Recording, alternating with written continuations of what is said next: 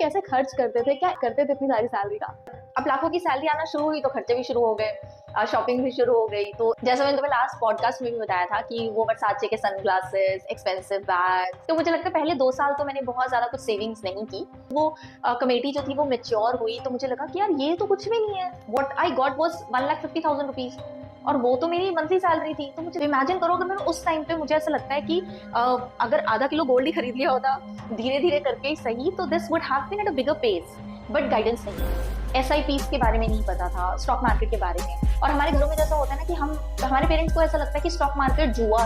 उनकी लाइफ जो थी पूरी कंप्लीटली शैटर्ड हो गई थी just because of losing that earning member और the bread earner of the family. मतलब क्या चीज बेनिफिशियल है, मतलब आपके मुश्किल टाइम में क्या चीज काम आएगी? लेकिन गोल्ड एक ऐसी चीज है जो इंस्टेंट मनी होगी आपके लिए। सारे कलीग्स और फ्रेंड्स होंगे, आई एम श्योर वो लोग करते होंगे इन्वेस्टमेंट, बट उनको देख के भी कभी आपने नहीं सोचा कि मतलब मुझे इन्वेस्टमेंट करनी चाहिए? या क्या आप भी जानना चाहते हैं कि कैबिन क्रू इतनी सारी सैलरी का करते क्या है, कैसे उसको खर्च करते हैं, कहाँ इन्वेस्ट करते हैं और कौन से ब्रांड्स खरीदते हैं, कहाँ से शॉपिंग करते हैं और क्या उनका लाइफस्टाइल हो जाता है आफ्टर अर्निंग लाखों की सैलरी?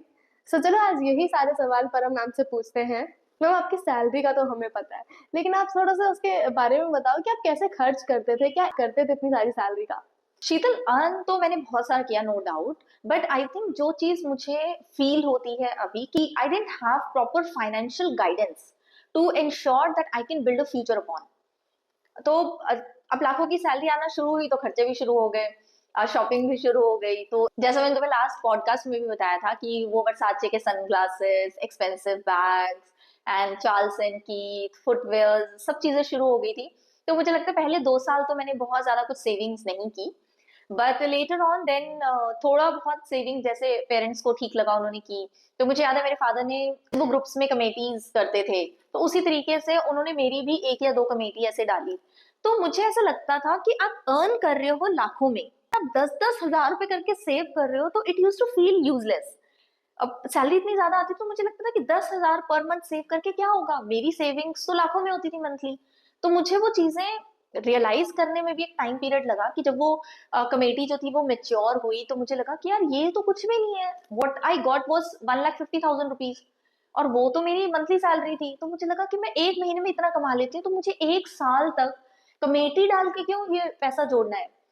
तो वो मुझे प्रॉब्लमेटिक लगा। तो एक फर्स्ट साइकिल तो मैंने वो किया 2 कमेटीज, बट उसके बाद then I discuss with my parents कि ऐसे सेविंग करके क्या फायदा। ये चीजें जो बेसिक लेवल की होती हैं, जैसे हमारे घरों में होता है, हम सब मिडिल क्लास फैमिली से हैं, तो हम ऐसे 5-5, 10-10 हजार रुपए करके, 20 हजार रुपए करके सेविंग्स करते हैं या फिर कमेटी डालते हैं, कुछ करते हैं।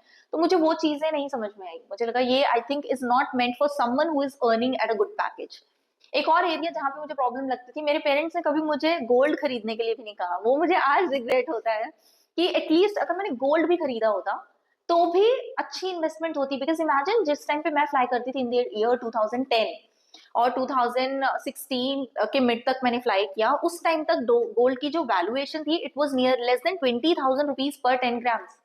और आज उसकी valuation is nearly about 90,000 rupees per 10 grams. तो इमेजिन करो अगर मैंने उस टाइम पे, मुझे ऐसा लगता है कि अगर आधा किलो गोल्ड ही खरीद लिया होता धीरे धीरे करके ही सही, तो this would have been at a bigger pace. तो जो मुझे कमी लगी वो फ्यूचरिस्टिक अप्रोच जो होती है उसकी कमी लगी। कि अभी मेरी जॉब लग गई है और मैं अर्न कर रही हूँ, और जो भी अमाउंट मैं अर्न कर रही हूँ उसमें से कितना परसेंटेज आई मस्ट इन्वेस्ट और कितना परसेंटेज आई मस्ट सेव। तो जैसे मैंने तुम्हें ट्रेनिंग्स के अंदर चीजें समझाई अपने एक्सपीरियंसेस से, तो मैं बाकी लोगों को भी यही कहना चाहूंगी कि learn about investment. FDs are not going to make your life.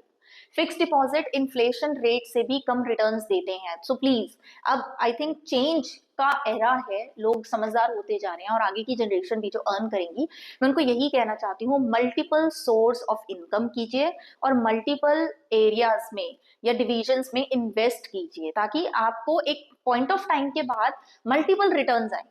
क्योंकि एक सिंगल इनकम से आपकी जिंदगी नहीं चल सकती। अब ये चीजें हमें एक्सेप्ट कर लेनी चाहिए और यही चीजें मैं स्टूडेंट्स को सिखाती भी हूँ। तो आप PPF अकाउंट खोलिए, आप SIPs कीजिए, म्यूचुअल फंड में इन्वेस्ट कीजिए, थोड़ा स्टॉक मार्केट के बारे में सीखिए। किसी ने गाइड किया होता उस एज पे, तो चाहे आप PPF में उस टाइम पे 1.25 लाख रुपए, 1 लाख रुपए साल का डालना होता था, तो कितना ईजी होता मेरे लिए वो डालना। बट गाइडेंस नहीं थी। SIPs के बारे में नहीं पता था, स्टॉक मार्केट के बारे में। और हमारे घरों में जैसा होता है ना कि हम हमारे पेरेंट्स को ऐसा लगता है कि स्टॉक मार्केट जुआ है। बट जुआ कैसे है? आप देखो, कोई इंसान बिजनेस शुरू करना चाहता है, उसके पास एक माइंडसेट है, एक विजन है, बट पैसा नहीं है। और वो लोगों को जाके कहता है कि आप मेरे आइडिया में इन्वेस्ट करो, और जब रिटर्न्स आएंगे तो मैं अकॉर्डिंगली आपको पेमेंट करूंगा, मैं डिविडेंड पे करूंगा या प्रॉफिट पे करूंगा। तो मुझे समझ नहीं आया कि हमें क्यों इस तरीके से बताया जाता है घरों में कि स्टॉक मार्केट एक जुआ है। जुआ नहीं है, समझने की जरूरत है, टाइम इन्वेस्ट करने की जरूरत है, क्योंकि ये एक अच्छा ऑल्टरनेटिव है इनकम का, या एक अच्छा ऑल्टरनेटिव है इन्वेस्टमेंट्स का। और इसके साथ साथ जो सबसे जरूरी है वो है लेना एक mediclaim individually and a term plan. Corona के टाइम पे मुझे रियलाइज हुआ कि कितनी हमारी फैमिलीज थी who lost their loved ones in that journey, और उनकी लाइफ जो थी पूरी कंप्लीटली शैटर्ड हो गई थी just because of losing that earning member और the bread earner of the family. तो आप इमेजिन करो, लाइफ एंड डेथ का तो आपको कभी भी नहीं पता, राइट? तो मुझे ऐसा लगता है कि आपको जरूर टर्म प्लान लाइफ के लिए लेना चाहिए, so that if anything happens to you, people are given some sort of backup and support even in your absence, ताकि वो सोच सके फिर उनको क्या करना है। तो बस इस तरीके से मैंने इन्वेस्टमेंट्स कम करी और फिक्स डिपॉजिट्स करवाए, और उन फिक्स डिपॉजिट्स ने मुझे कोरोना में भी बचाया। जो मेरा रिटर्न्स थे मैंने उस टाइम पे भी इंजॉय किए। बट देन उसके बाद after learning and understanding the power of investments and SIPs and compounding, then I have changed my ways of investing for life. And now I'm doing a lot of things for Barkat. I think I will teach him all these things at a very young and early age. जो मुझे अपने जमाने में कमियां लगी, मुझे ऐसा लगता है कि at least the younger generation and the other generation that is coming up should not face the same thing. So इसलिए मैं ट्रेनिंग्स में भी बच्चों को भी बताती हूँ, और आई एम श्योर मैं बरकत को भी ये चीजें अर्ली एज में सिखाऊंगी, that it is important to invest and compound in life. Ma'am वैसे तो I have learn a lot from you about investment and everything. So अभी मेरा मतलब एक ही क्वेश्चन है, क्योंकि आपने बहुत कुछ बताया, पीपीएफ में इन्वेस्ट करो, एसआईपीज में इन्वेस्ट करो, मतलब हर जगह करो। बट आपको क्या लगता है, गोल्ड और प्रॉपर्टी में से हमें किस में इन्वेस्ट करना चाहिए ज्यादा, और मतलब क्या चीज बेनिफिशियल है, मतलब आपके मुश्किल टाइम में क्या चीज काम आएगी? शीतल देखो, गोल्ड होती है स्मॉल इन्वेस्टमेंट। तो लेट्स से अगर आपने 10 ग्राम गोल्ड लिया तो आपने 90,000 का लिया, आपने उसको अपने पास रख लिया। अगर आपको 50,000 की भी जरूरत है तो आप 90,000 का गोल्ड बेच के 50,000 कैश ले सकते हो, और बाकी बचे हुए का फिर से गोल्ड ले सकते हो, राइट? बट अगर आप प्रॉपर्टीज के अंदर इन्वेस्ट करते हो तो पहली चीज तो आपको इन्वेस्टमेंट बड़ी चाहिए, आपके पास पहले ही लाखों रुपए होने चाहिए जो आप इन्वेस्ट करोगे। और जब आपको सेल करनी होगी, आपको एक अमाउंट की अगर नीड है, तो लेट्स इमेजिन मुझे 1 लाख रुपए की जरूरत है, तो क्या 1 लाख रुपए के लिए मैं 75 लाख रुपए की प्रॉपर्टी सेल करूंगी? ठीक है, और वो सेल करना भी मुश्किल होता है। सो इजंट इट इजी कि आप स्मॉल चंक्स में, लेट्स से अगर तुम्हारी सैलरी 25,000 रुपीज लगती है, तो क्या आप 2 से 3 महीने सेविंग्स करने के बाद एक छोटा 1 ग्राम का 2 ग्राम का गोल्ड कॉइन खरीद सकते हो? है ना, इजी होगा आपके लिए खरीदना, और उनको एक्यूमुलेट करना भी इजी होगा। तो लेटर ऑन या तो आप उससे अपनी गोल्ड ज्वेलरी बनवा सकते हो, और नहीं भी बनवाना चाहते तो अब वो स्मॉल अमाउंट होगा जिसको आप लिक्विडेट भी करवा सकते हो नीड बेसिस पे। प्रॉपर्टी को आप लिक्विडेट कराने जाओगे तो हो सकता है 6 महीने तो आपको कोई बायर भी ना मिले, हो सकता है मार्केट अप हो डाउन हो, कुछ भी हो सकता है। लेकिन गोल्ड एक ऐसी चीज है जो इंस्टेंट मनी होगी आपके लिए। आप कभी भी इन्वेस्टमेंट एक जगह मत करो, आप कुछ अमाउंट पीपीएफ में डाल सकते हो, आप कुछ एसआईपीस में डाल सकते हो, और कुछ गोल्ड ले सकते हो। डाइवर्सिफिकेशन होनी चाहिए आपके पास, कि ये नहीं कि गोल्ड खरीदना शुरू किया तो गोल्ड ही खरीदे जा रहे हैं, फिर आपको स्टोरेज की प्रॉब्लम हो जाएगी। बिकॉज आपके पास जितना ज्यादा गोल्ड होगा, आपको back of the mind psychologically यही लगता रहेगा मेरे घर में चोरी होगी तो तो उन सब साइकोलॉजिकल बैगेजेस से बचने के लिए कुछ पीपीएफ में डाल दो, कुछ एसआईपीस करवा लो, और कुछ गोल्ड में भी इन्वेस्ट करते रहो। तो ये एक बेटर तरीका होगा। और जब आपके पास एक बड़ा चंक रेडी हो जाए जिससे आप एक प्रॉपर्टी में इन्वेस्ट कर सको, देन व्हाई नॉट। धीरे धीरे करते ही आपकी इन्वेस्टमेंट्स भी बड़ी हो जाएंगी और आपका बैंक बैलेंस भी बड़ा हो जाएगा। ये तो बात है आपकी, लेकिन आपके बहुत सारे कलीग्स और फ्रेंड्स होंगे, आई एम श्योर वो लोग करते होंगे इन्वेस्टमेंट, बट उनको देख के भी कभी आपने नहीं सोचा कि मतलब मुझे इन्वेस्टमेंट करनी चाहिए, या उनको देख के कभी ऑब्जर्व नहीं किया आपने कि ये कर क्या रहे हैं? ऐसी कभी डिस्कशंस आपके फ्रेंड्स के बीच में होती थी कि मतलब सेविंग भी करनी चाहिए, इतनी सारी सैलरी है तो? शीतल, फर्स्ट ईयर तो बहुत ज्यादा कुछ नहीं पता चला, बट हाँ एक अच्छी चीज जो हमें एक फ्रेंड ने सजेस्ट की, एनआरआई अकाउंट खुलवाने की। तो जब हम दोहा में भी रहते थे तो वहीं पे जिस एक्सचेंज में हम जाते थे अपनी मनी एक्सचेंज करवाने के लिए या फिर इंडिया ट्रांसफर करने के लिए, क्योंकि इंडियन बैंक अकाउंट्स में सिर्फ आप इंडियन करेंसी ही डिपॉजिट करवा सकते हो, तो हम एक्सचेंज पे जाते थे, उस अमाउंट को ट्रांसफर कर देते थे इंडिया में अपने अकाउंट में, जो नॉर्मल सेविंग्स अकाउंट थे।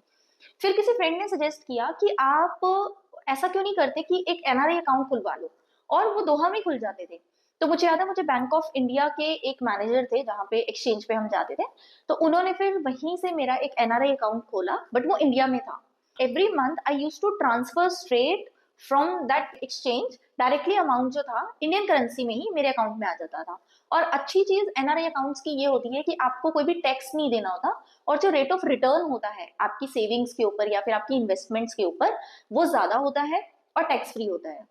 तो मुझे कहीं ना दोहा में ये चीज रियलाइज होती थी कि शायद पैसा कमाना आसान है, लेकिन कमाने के बाद उसका क्या करना है यार, ये नहीं समझ में आया कि कमाना तो बहुत आसान है, उसके बाद क्या करूं उसका। और आपकी पूरी जो माइंडसेट होता है वो अर्निंग्स में होता है, आपकी फ्लाइंग में होता है, उसके बाद रेस्ट में होता है और अपने लाइफस्टाइल को मेंटेन करने में होता है, लेकिन बाद में क्या करना है ये ऐसा मुझे गाइडेंस ही नहीं थी, जो मुझे कहीं ना कहीं लगा that should have worked around with that very well.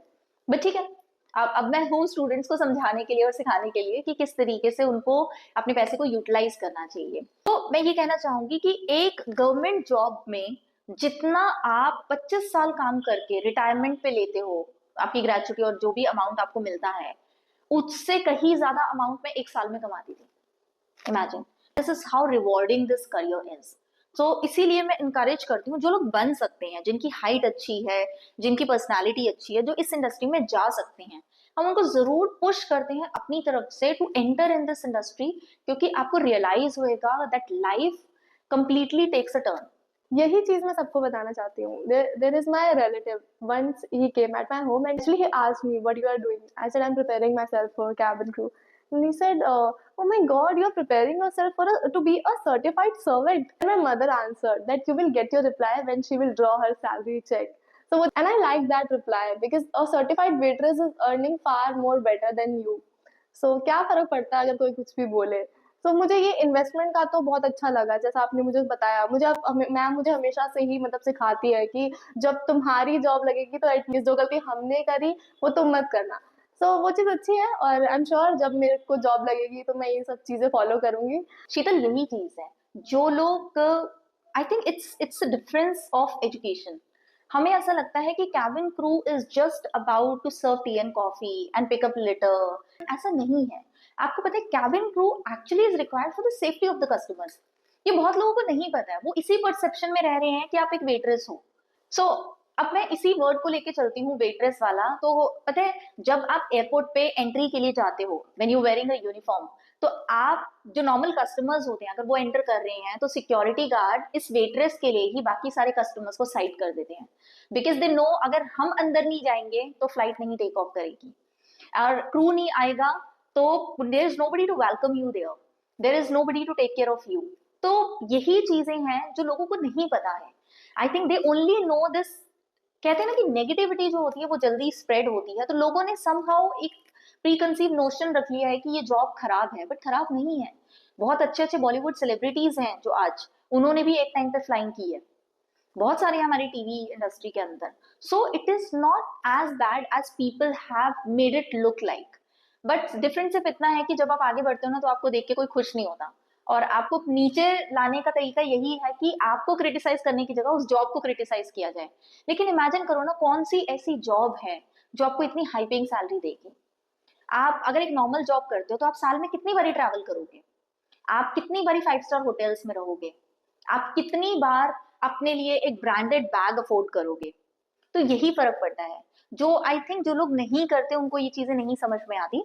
But it's far more rewarding career that anything else. आज जो कॉन्फिडेंस आपको मिलता है, जो लग्जरीज आपको मिलती हैं, जो एक्सपोजर आपको मिलता है, it is beyond any other job in India and in fact in any other job in any of the fields that you have. Imagine मैंने जब CNHI Capital ज्वाइन किया, so मेरे जो सीनियर्स थे, जो उनका पैकेज था, वो at the age of 55 earn कर रहे थे, और मैं वो पैकेज अर्न कर चुकी थी व्हेन आई वाज 21।